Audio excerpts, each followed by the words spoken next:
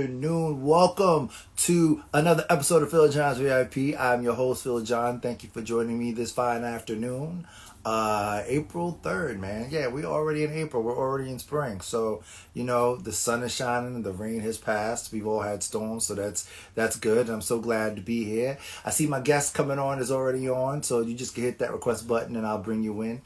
Today I have somebody who I consider to be a peer and a classmate, somebody who's journeyed into this crazy business with me, kind of into it at the same time, and we've grown together, and I've seen her just flourish and blossom. She's an amazing actress. I mean, she's done television, she produces, she runs her own theater company with her husband out of Astoria, Queens. But if you've ever seen her on stage, I'm telling you without a doubt, she is a powerhouse and a force to be reckoned with.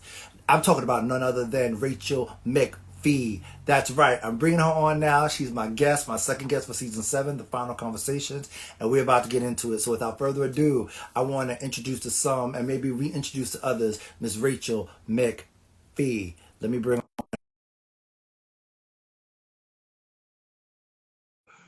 I get excited because this is going to be good. It's been a long time since we have actually had to come together and have a conversation of me seeing her, but I'm excited. Rachel, where you at? Yes, Hello. yes, yes. It is so Where good are to you, see on the you. beach? No, I'm at Oh, my office oh, working my muzzle job, but I had to give everybody a good that's background. a beautiful background. It looked like water for a minute there. Yeah, no, there you can see some water. There you go. That's beautiful. That's a beautiful shot. Beautiful Yeah. view. I had to give the people a nice view. And that was quite the introduction. Oh my gosh, I'm blushing over here. True, true, true. You're welcome. You're very welcome.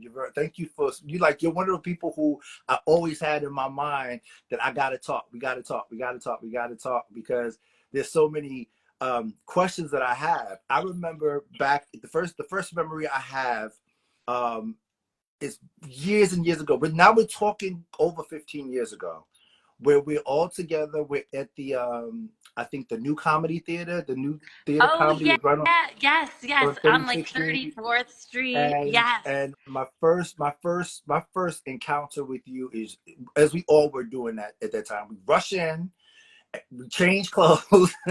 You were putting on makeup, you had the short red bob haircut, and we're like trying to get in front of people, trying to meet casting directors, trying to meet agents, trying to figure it out, and we're just trying to give it all that we have. And since then, I've really sat in the audience seat and kind of watched you just kind of blossom. And in true Pisces form, you kind of take the bull by the horns and you create your own path for yourself. And I think that you continue to do that beautifully ever since then. Oh my gosh. Well, thank you. And yes, those were such crazy, fun, wild days. I feel like things are so different now, just Yeah. like even something like this conversation that's kind of happening virtually. That was what, like 2006, Yeah. 2007, 2008. I mean, I remember like carrying these, like you were saying, carrying these huge bags of clothes and makeup and curling irons and all this around with me and like changing in Yep. these crazy places. I mean, now you just wouldn't do that, right? No. Because it's like you're going to do a self tape. So you're going to like be in your own environment, getting yourself ready. Yeah. There was something really special about that time though, like that hustle. And I mean, I still like, DL, Melissa, like Yeah. all the people through that time of the network where we were Yeah. like meeting these casting directors. Like I remember we were there like every Yeah. day. They had Yeah. this deal that was pretty affordable where you could like meet like unlimited casting directors, agents, whatever. And so I remember being there like every day with you guys. Yeah. And those are really fond memories. And it's nice to see that like everyone is still on this path. Everyone is still like on this Yeah. artistic journey, and it's taken lots of different forms, I think, for people. And I think a lot of people are creating their own work, like you mentioned, Absolutely. which is cool and exciting. Absolutely. Because I think once you get it, once you figure it out, you're like, no, I can do this. Yeah, yeah. I can do this. And I think that the thing that I really miss about that time, and I think that COVID kind of even intensified it, is we saw each other all the time. And I Mm-hmm. think that kind of, as long as we were seeing each other, it kind of kept us feeling like we were still a part of that community. And I think Totally. because of COVID, we lost that. No, I really agree. I mean, and I think a lot, you know, a lot of positive things I think have come out of COVID in terms of like just flexibility with people's life. And even like I would never have a corporate job if it wasn't for Right. COVID, because it's like, you know, we have a hybrid schedule so I can still audition. Everything's a self-tape so I can still audition. I was always avoiding stuff like that in the Yeah. past because, you know, you needed to like, you get the call the night before, you got to be downtown at noon, you know.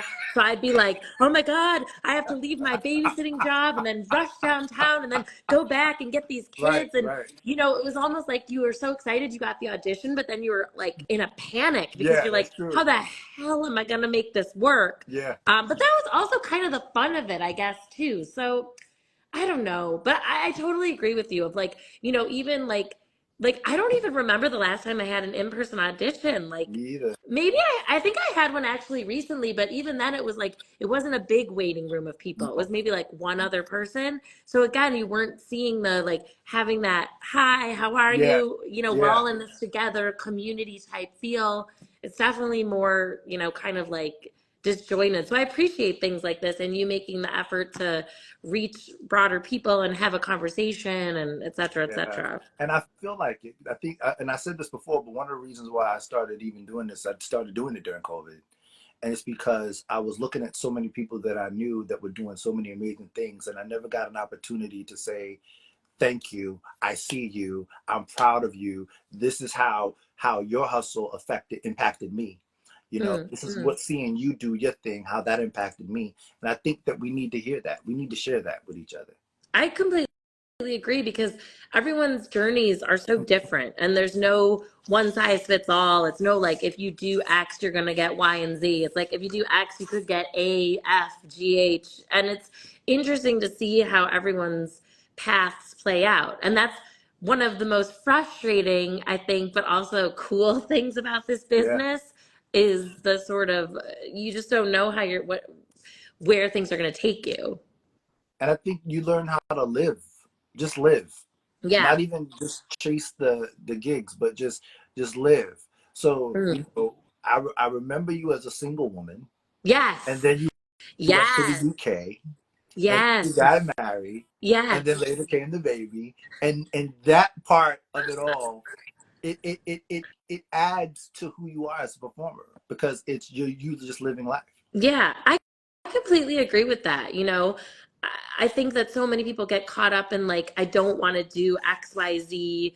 Um, because I don't have these things in place already. And I think it's like you just have to keep living, Mhm. like you said, keep moving forward. And I 100% agree. I think motherhood has deepened the way I look at things, the way I approach, you know, performance and art and creation. And I think any life experience you have, even if it's just taking some sort of survival job that maybe you don't want to do necessarily, it adds to your sort of tool belt in a way or things and experiences that you can draw on that just make you an interesting human being and bring that much more depth to your creation and your art. Where did it all start for you though? Where was that point of this is what I want to do? So my father was a community theater director in Racine, Wisconsin. So I grew up, like, I would be in rehearsal rooms. My mother was getting her master's degree. So I remember going to like rehearsal with my dad. I would be like 3 years old in a rehearsal room, like probably watching something that was completely over my head and possibly inappropriate. But I was just surrounded by it growing up. And I always just wanted to perform. There was never any question. Like even to this day, I'm like, why doesn't everyone want to be an actor? Like I almost don't understand it. Like it was just there was no question. That was it. I wanted to be an actor. That was it. I don't need it was just like I saw it, I wanted to do it. That was it. It's so funny. I think everybody wants to be a celebrity, but nobody really wants to be an actor That's true. That's because true. That's that takes a true. level of love and hard work. Yeah. No, that's a good point. But yeah, that was it. And then I did plays growing up and just, you know, I was always involved with the theater that my dad ran. I was always involved with, you know, school plays and then college plays, and then I studied in the UK, and you know, and then the interesting thing too is that I was so focused on theater, I never even considered that I would be in a movie or be on television or anything like that. But all of that has changed so much too, just in the amount of content and opportunities that there are in that sphere. Yeah. So yeah, I feel like I actually, even though my training is all like Shakespeare and theater, I feel like I do most of my things in non-stage medium, even though the stage is my first love. Right, right, right. But the industry pulls you where it wants you to go. It's true. It's Right. true. It's like you don't have any really control over where you pop the most. Mm. You may never thought you would be on television, but then all of a sudden, yes, you do. But your creativity is so incredible. And I've watched you on stage perform, and I know the powerhouse that you are. So, like, I'm just waiting for the opportunity for you to really just kind of have a role that really shows your versatility. Well, from your lips to God's ears, I'm waiting too. I'm just, I've read something recently. I've gotten kind of into like a little bit of like a sort of like, I don't know, like I guess you could call it Mm-hmm. self-help kick, but I really enjoy this woman named Gabby Mm-hmm. Bernstein. And I'm reading one of her books right now, which is called The Universe Has Your Back. And one of the things that she says in the book is that if you have like certainty in your abilities, your talents, what you want to do, what you want to create, then you will have no anxiety in waiting. And Yeah. you can just wait and wait and wait because you are so certain. And that line really resonated with me because I always just feel like I'm just waiting. I'm just waiting and waiting and waiting and waiting, but certain that that opportunity will come. And I don't know if that's, like bigging myself up too much, but I don't know. I really found a lot of comfort in reading that, and it really, Mm-hmm. really resonated with me, that line. I believe like if you believe it, it'll happen. Yeah. It's just a matter of time, and to have put in the work for as long as you have, it's just to me. I feel like it's always a matter of time. That's for all of us. It's Yeah. like no matter what we do, people always know us as actors. Yeah. So there's always going to be an opportunity for that phone to ring and the job to be on the other end. Yeah. No, totally. So let me ask you a question. Yeah. Why did you choose to study in the UK? Because I know that's a thing that a lot of actors Yeah. like. But why was that a choice for you? So when I was in college at the University of Wisconsin-Madison, there was sort of like a study abroad program you could do, but it was about 3 weeks. And you went to London, and it was a class. Like I think you got like 3 college credits for it or something. But all we did was see theater every day. We saw a show every single day, and then we wrote papers about what we saw, and we explored the city. And I just saw some of the greatest theater that I had ever seen in my entire life when I was over there. Like I saw this production of History Boys that was just absolutely incredible. Mhm. It just blew me away, and I was like, I want to study there. I want to like learn the sort of style of acting that's, I think, a little bit more outside in than inside out, like more technical and more based on, I think, you know, like kind of like if you build it, they will come, as opposed to like, I need to manufacture all this emotion, which I think some of the schools in the US are more, I mean, and hey, whatever works for you works, whatever. But I was just really interested in their approach and their style. And I was like, I want to study here. I want to learn this. Yeah. So, and then I just applied to the school, the Drama Studio London, auditioned, got in, and then spent a year there. And it was absolutely incredible. We did so many shows. I got to play so many great roles. I met the most wonderful, talented people. I see one I of was my gonna say, friends, Jamie, Jane who's out Stewart here says she went now, to the UK who so is she could an be your friend. incredible human and amazing actor and talent and artist as well. And really just like the connections I made with those people will like just last a lifetime, like getting to work with people in that way and experience all those things. And yeah, and then after that I was like, now I want to go to New York. So she's Is that a jet is setter, that where you honey. met the Mister while you were in Oh school? yes, I met my husband Rob, who is also an actor, voiceover artist, writer, co-collaborator. Oh my gosh, I love you too, Janie. You know, I met him there. Yes, and it was funny. We had a very tumultuous situation. Like it was very like, I don't like you, but we did really like each other. And we were really good friends. We became really good friends and kept in touch. And then after 2 years, he came to visit me in the US after I moved back here. And we were like, I think we like each other. Should we try dating? And then we did long distance for a couple of years. And then we got married. We've been together since 2008, married since 2010. Wow. Long, long time. And known each other since 2005. Wow.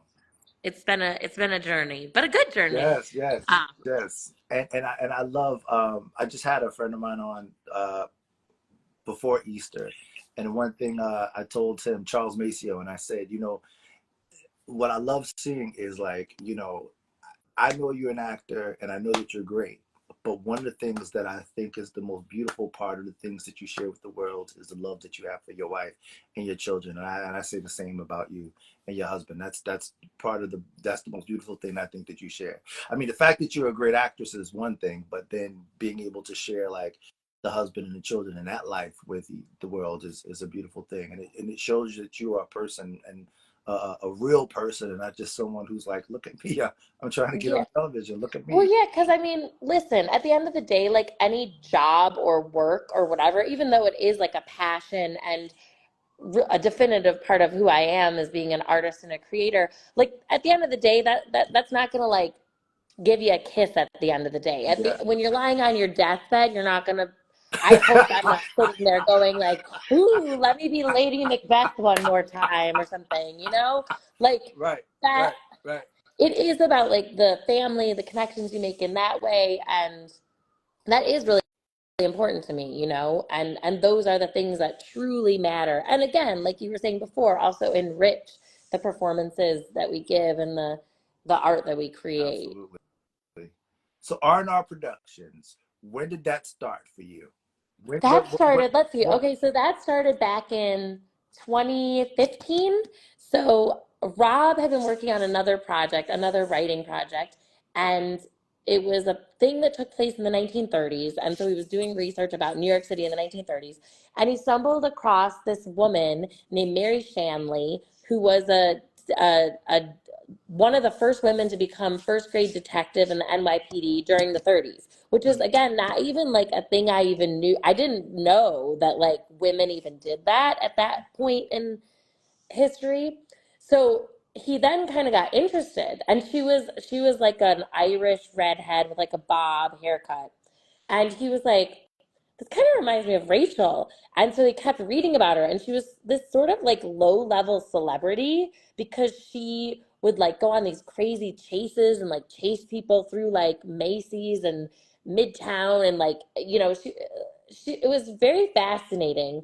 Um, so we did a lot of research on her, and I had always wanted to do a solo show, but I didn't want it to be necessarily like, this is me, this is Rachel, this is my Right, life. right. Um, and Rob had always said, I when I see what's going to be your solo show, I'll know, and then I'll start working on it. So he showed me this woman. He's like, I think this is what your solo show is, like dead. And they called her in the press. They called her Deadshot Mary. She did never shoot or kill anyone. She like fired a gun into the air. Again, not great in 2024. Mary Shanley is. This was in the 30s. Right, Let's right, remember. right. Um, so anyway, he basically created this sort of like historical fiction show around her life and exploring all these themes. She never got married. She was kind of on her own. She also like she got demoted because she like went into a bar and shot a bunch of holes in the wall. So it's kind of like, what leads a person to do that, Right, to right, be right. so celebrated and lauded and, at the top of your game in your career, and then you just like hit bottom. So it's sort of an exploration of all these human themes and human emotions, and just really like a exploration into who this woman could have been. So anyway, we formed the theater company because we wanted to produce that show. Hmm. So did that show, was great, had a lot of really interesting experiences, met really interesting people. So that was, but that is how the theater company came into fruition. And then from there, we've done other projects as well. Rob has a lot of like screen projects that he's written that are attached to that. And then every year we do, which is a throwback to our training in the UK, There's this thing that they do in the UK called a pantomime, and Mhm. it's usually for kids, but it's really every year. It's like it's every town has one. It's a big deal. They take a fairy tale and they do a show that's sort of like a spin on this, like it's funny. There's music. A lot of times they'll get like low level celebrities to come and be in, some production of Cinderella over the holidays. Anyway, when Rob and I were in drama school, we did this and we performed it for schools, and it was so much fun and I loved it. And I was like, I feel like we need to do something like this in the US. Like there's audience participation. It's really fun. So we decided in 2018 that we would create a version of this, but we would make it geared towards adults. So it would be like kind of naughty, like a lot of political humor, like a lot of like gender bending stuff, and like really kind of like funny, stupid, joyous, like just bringing people together with like laughter and acceptance and empathy, but like really funny and sort of um, subversive in a way. So anyway, so we've been doing these pantos since 2018, minus 2020. I Mhm. wonder why we didn't do it in 2020. Um, but so that's another facet of R&R Productions as well. So let me ask you: have you got what's the festival in the UK, the big theater festival? I keep Oh, forgetting the Edinburgh the Edinburgh. Festival. Have you ever Yes, we guys? often talk about potentially doing Deadshot Mary at that. I think that is definitely something that's like a goal. Rob has performed at the Edinburgh Festival for his solo show, which is called Borderline, back Okay. in 2008. Um, so I think that's definitely a goal for that piece. Yeah, I know a few people who actually went over there to participate in that festival. I know it's a big theater festival over there. Um, Similar to like the Fringe, or is it bigger? I think it's even bigger than the Fringe. Like the Edinburgh Festival, it basically takes over like the whole Yeah. city for the whole month of August, and it's really really cool. Like everyone's out on the street promoting their show and giving out flyers, and it's like you can see a show literally every hour of the day, every day of the week for the entire month of August. Like things come from around the world, Right. and it can be like huge famous comedians, and also like small high school productions that come over from the US or somewhere else. But it's really a cool experience and environment. And I would definitely, definitely love to do something there for sure. How do you still maintain the love for what you do? Oh, gosh, that is a really good question. I think expanding is how I do that. I've added a feather to my cap. I am now a writer. I recently wrote my first short film with two other colleagues, and Rob and I actually just finished writing our first pilot of what we're hoping will just be a standalone 8-part series. And that's really exciting and fun and cool and a different way to approach things, and just continue to create. So I think just like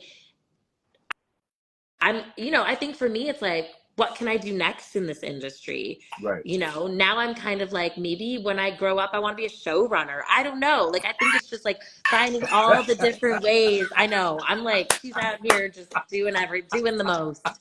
Um, but yeah, I think it's just like finding different ways to be within the industry, and um, yeah, I think just being open to that expansion and open to saying like, maybe I could do this instead,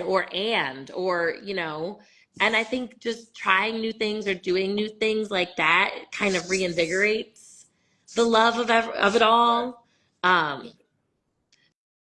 So yeah, and I think seeing stuff, Mhm. like going to the theater and um like watching really great movies and television shows is very inspiring to me. That gets me going. Like I see a really good performance and I'm like, "Ooh, I've got to get out there, or I Yeah. got to make something, or I got to." So I think that, like, not losing sight of that.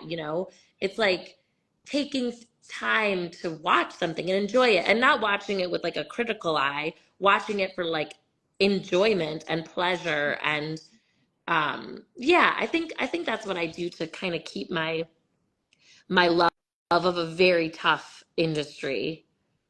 Yeah, because I mean, there's few good shows that kind of have me, in a space where I can actually sit back and enjoy it and not have to worry about looking at the credits and seeing who's producing.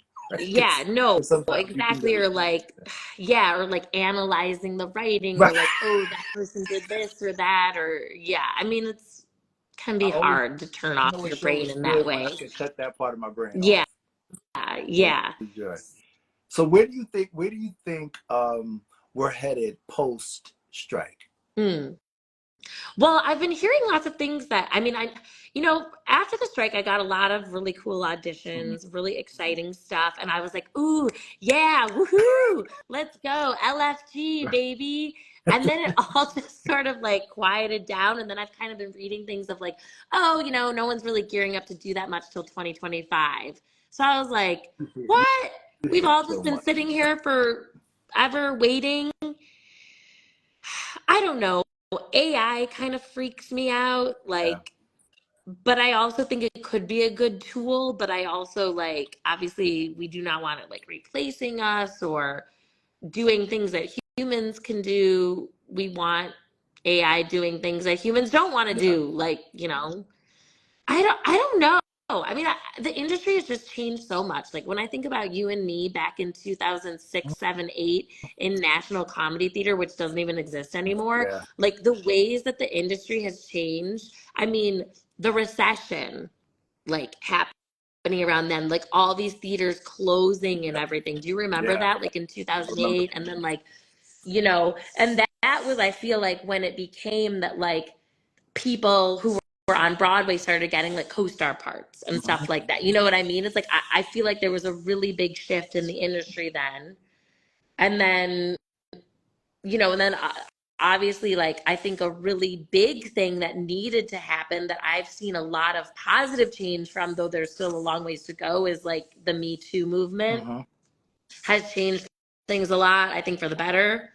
I know. Yeah. But that has changed. I Yeah. mean, when I think back to some of the stuff that I was asked to do prior to 2016, Yeah. and even like, the emphasis on like intimacy coordination and like Yeah. all sorts of things like that. Yeah. Like, and even like now these conversations that are coming to light of like pay disparity.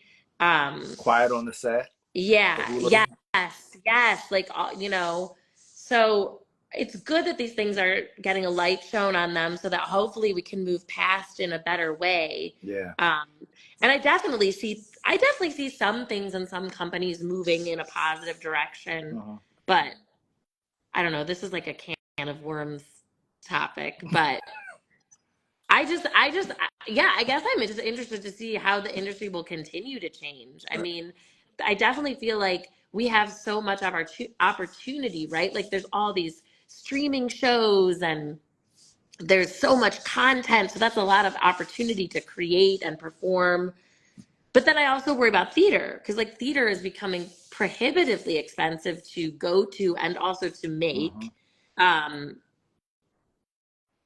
so I don't know. I I do have concerns about the arts with the way that the economy is Mhm. going, but I hope that, I don't know, maybe people will just continue to be creative in how they create things. And I don't know. What is your thoughts on this? I hope that people start continue to enjoy good theater and not lower their standard in the kind of theater that they consume, Mm-hmm. right? Because I think that part of the business is the majority of it is the business, and people are always looking for the financial return. And I think somewhere along the line we lose the quality of the art that we create. Mm-hmm. Full start. It's almost like um, McDonald's when I was growing up as a kid didn't taste like what it tastes like now. So it's like, can we cut? Do we cut back on quality, healthy Mm-hmm. ingredients for the sake of making more money, less quality, and people are not digesting good food? Like people are not digesting good theater. They're not consuming good theater, as opposed to they did like 20, 30 years ago. Mm-hmm. But we're giving them just scraps, but we're still getting a Mm-hmm. big return. I think that's what I don't like. I want to be able to sit down in a theater and be taken on a ride, be taken on a journey. I want to walk out and just feel like that's why I'm an old head. Anybody that knows me knows that I still watch a whole bunch of Norman Lear television because it reminds me you can't watch All in the Family and not have that theater experience, because in Mm-hmm. that 30 minutes it takes you on this journey, Mm-hmm. Mm-hmm. and then you leave sometimes blown away. And I say this time and time again, Norman Lear says that if you can get the audience to endear, if you can get the characters to endear themselves to the audience, you can make the audience feel whatever you want them to feel. You can laugh, you can cry, because there's an investment. And I Mm-hmm. think that, I hope that we can continue to make theater stuff that people are invested into what they're seeing, and just not just like, oh, we're going to have this for a short run, close it down, something else pops up. There's no, because I remember in New York City there were shows that ran for a long time, like Cats Mm-hmm. and Annie, and I think that's what it is. So sometimes I feel like the art is suffering for the sake of the business. Yeah, I agree. And it does feel like, especially theater is really ruled by like money and Mm-hmm. profits, and it does feel like you have to be independently wealthy to almost create theater for yourself. Like Mm-hmm. even the most bare bones productions are just like so expensive and to create. And yeah, no, I completely agree. Like I wish that wasn't the sort of need to make money Mm-hmm. wasn't part of the equation as much, you know? So let me ask you my 5 questions that I ask everybody that come on to the show. Okay. And it's really, you can take your time answering them. Okay. They're really okay questions. So the first question is number one. What do you know about the business now, opposed to what you thought it was when you entered? Oh my gosh, that's a really good question.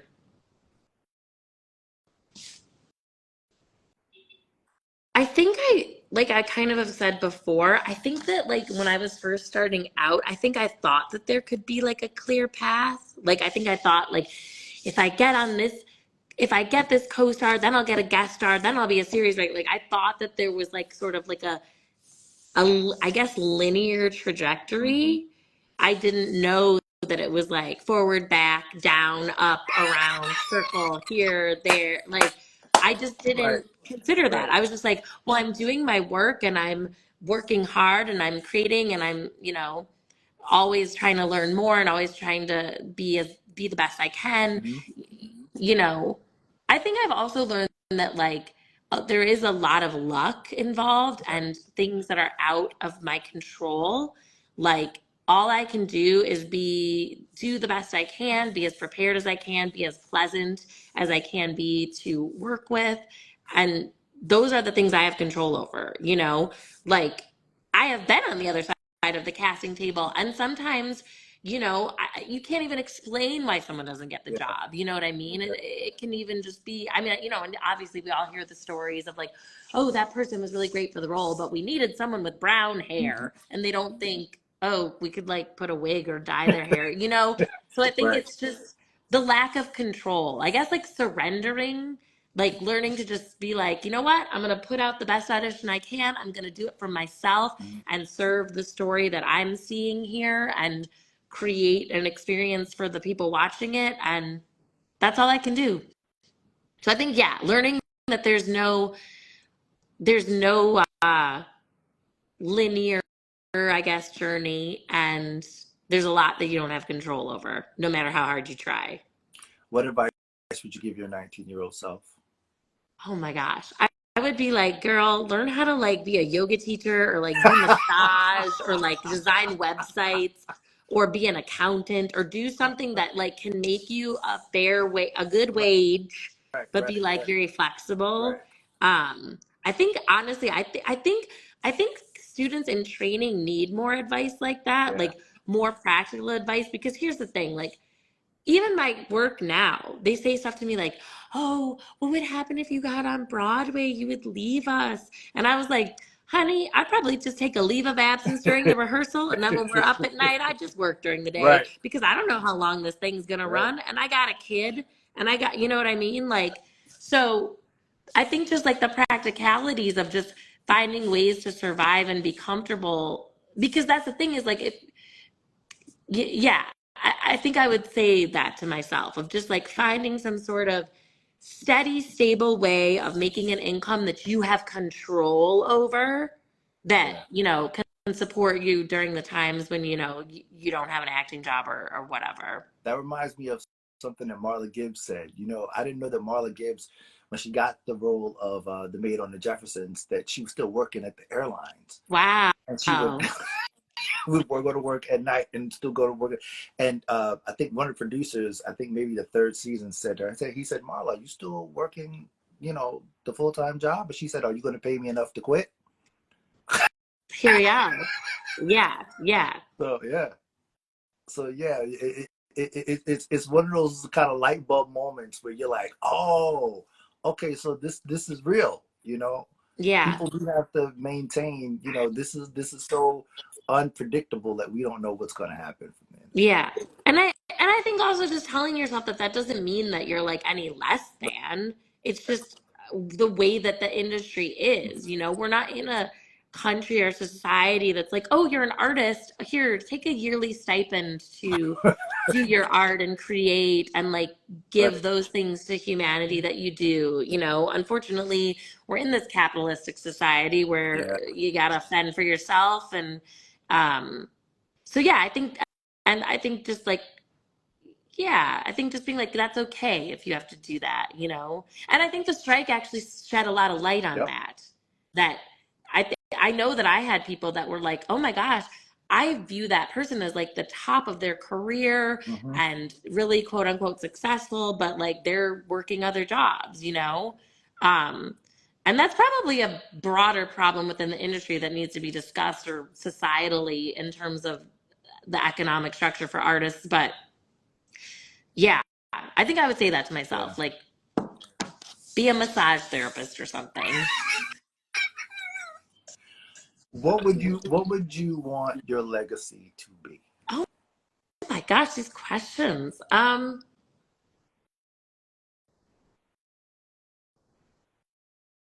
think I would just like I think I want people to that have known me and worked with me. I think I think I want people to take away that they felt like seen by me, either in like a performance I'm giving where they could say that they saw themselves in that, or maybe like saw someone else that then gave them an insight or empathy. And then also just like when working with others, I always want people to feel like safe when they're collaborating or working with me. Um, and like that they can bring things to me and that I'll handle it with like kindness. I think just like leaving people feeling like accepted and seen by me and both in like the work I create and who I am as a person. I think that is what I would like to like leave behind in the history books or on my tombstone or whatever. Yeah. What brings you joy? What brings me joy? I love like spending time with my son and my husband, like just doing, my kid is such like a New York kid, like, going to like the Natural History Museum and just seeing how excited he gets about all like seeing all the stuff and discovering the things and the curiosity he has and the questions he asks and the way that he uses his imagination and then the way that my husband and I engage with that imagination. Like I just think that's so fun and it brings me a lot of like joy. Um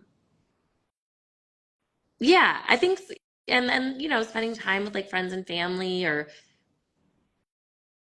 and also the feeling of creation, like create, like seeing like a finished product of like something that I've like created or put together, brought people together to do. That really brings me a lot of joy and satisfaction. What are you grateful for? Whew, I'm grateful for so much. I'm grateful for my family, my son, my husband, my friends, and like my community, people like you that have like supported me and like been there for like 20 years almost.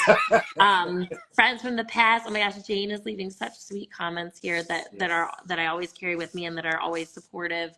I'm really grateful for my like my talent, my abilities, and my sort of like chutzpah, and the fact that I have like this inexplicable like inner drive. Like I always talk about and think about the fact that my parents never said like, "Did you do your homework?" or "Is your homework done?" Because I just always Right. did it, and that is just something I think I was just born with. Right. So I'm really grateful that I have like a lot of internal motivation and drive. Um, she's grateful for a lot. I'm grateful for my health. I'm grateful to live in the amazing city of New York City. Like I love New York City so much. I'm really grateful for my job as well. It provides me with a lot of flexibility to, take care of my family, but also continue to pursue my passions. So yeah, there's a lot to be grateful over here, honey. Right. I'm grateful for you and for you to asking me to have this conversation. Yes. Yes. I'm. I feel so good when I see people who are my peers just kind of carve their own path and do amazing stuff and work that I respect. Mm, And it's. I realize that you don't just come into this business knowing people who are uh successful. Like you don't go from the bottom to the top. You don't enter and just go to the top. mm. You kind of grow together, you Yeah. know. And although it may seem like, well, how do you know this person? Or, oh, this person has done, even when I do these interviews and I go and I do the promo and I start looking at everybody's work, I'm like, wow, Mm, wow. And then it takes me back to a time where we were all trying to figure it out, to now the phone rings, or the phone could possibly ring for another job and we just don't know, or you're producing or you're writing. And at any point there could be a collaboration, or like anything can happen. But it's almost like a seed that you plant that grows into a tree over time, mm-hmm. and you don't really get a chance to really enjoy the fruits of it until over time. Yeah. A little rain, a little sunshine, good times, bad times, great decisions that we make, bad decisions that we make, and then we have an opportunity to see a fruitful tree that we Mm, can all look back and be like, well, wow, look at that. You know what I mean? mm-hmm. Before it was just an idea or a thought or maybe a possibility or a dream. Now we're sitting back and we could talk like old veterans. Like we Mm-hmm. we don't talk Yeah. about, oh, when I get the show, it's like, do you know how much they paid me? Do you see how much taxes I had to take out of here? Now we're talking like vets, like what are they doing here? Mm-hmm. So it's that's always interesting to watch, because the conversations now that we have changed. Mm-hmm. And that's how you always know someone who is just coming in the door now, and they're starry-eyed and they're like, oh my God, I can't believe you did that show. I really want, oh man, I can't wait to do the show. And you're like, hang in there. Yeah. You're like, you're gonna learn a lot along the way, my friend. Just hang in there. You never know what's going to happen, Mm-hmm. but you got to stick to it. Yeah, yeah, yeah. What I've learned is to live. Mm. You got to live. You got to know when to step away and when to get back in. I think that's really good advice. And the one thing about this industry is it is something that you can do at any time, any Yeah. age, any stage, which I think is one of the beautiful things about it. You could step away. It is really hard, and you give a lot of yourself to it. And like I've said, you don't have a lot of control over stuff. And yeah, sometimes you might need to just take a little break, and there's no shame in that. And I completely agree with you to just live. Like you just have to live and enjoy and trust that that will only aid in your professional journey. So what's next for you? What's next for you? What's next for R&R Productions? Oh, What's coming down? I was actually thinking about this. I was like, you always sit there and I'm always like, oh, I don't have anything going on. But then I was like, wait, excuse me, I have a lot going on. Um, I'm going to be in a play coming up in May. It's called Red Days. I'm really excited about it. It's with a theater company that I work with fairly frequently, and I also a lot of times will assist in producing the shows. It's about the climate crisis, and it particularly focuses on Utah and the air quality in Utah. And one of the exciting things about this production is that the theater company Adjusted Realist, which is a New York-based theater company, is Uh-huh. partnering with Weber State University, which is a university in Utah. So we're going to have some students coming out to do the production with us. Wow. Um, and so I'm really looking forward to that. I also had a chance to meet a bunch of and work with a bunch of the students back in February. We did a workshop reading of the play. So I'm really looking forward to that. That's going to be at Art NY in early June. I'm also slated to film my first short film that I've written with two other colleagues in July. So I'm very excited about that. Like I said before, Rob and I just finished a draft of a pilot for a series that we're working on, and we're starting to kind of like think about sending that around and continuing to build out the series more. So that's like a TBD in the works thing. And then we're also starting to get prepared for our panto coming up in the holidays, which will be probably going to be happening at the Parkside Lounge through the in the month of December. It'll be like a naughty political satire, saucy take on, I think it'll be Jack and the Beanstalk. Rob, he doesn't really like it to closer to the time because he likes to kind of incorporate what's going on in the world within things. So yeah, no, she's busy over I here. was going to say, you sound Yeah, booked. Your she's booked 2024 with is her booked. own things, but you know what? She's out. She's putting something up there. She's putting something out there, and that's what you got to do, you know. I'm so proud of you, man. Thank I'm so, you. I so very appreciate proud of that. you and everything that you're doing and everything. And I admire your fearlessness Thank you. of being able to be fearless and putting your work out there. And not only that, but getting it done. You know, that's something that's very difficult. A lot of people can create content, but it's very difficult to put it out there. And when you can put it out there to the world, Yeah. that's admirable, truly. It is. It is. And it's hard. And it's really putting yourself on the line. So I appreciate you acknowledging that Yeah, because, but I think it's just like I've been doing it for so long now that like I don't know any other way to be. And it's just like I have yeah, to. Like I have to do this. Like otherwise I will like shrivel up right. inside. Like I need to be putting my stuff out there, you know? Yeah, definitely. Keep us posted I with will. what's happening. I will. Rachel McPhee, thank you so Phil, much. John, it was so great to see Yeah, you. I missed I you. miss you too, We got to man. get back down to the network. We got to go to like one on Yeah, one together or something for old time's sake. Oh my do God. something, man. I really wish that we could all kind of get together like the old days for at least for a night. Maybe we I should think have that'd a be nice. reunion. We should That try to would be get dope. those guys together. Everyone is still basically here for Hmm. the, well, a fair amount.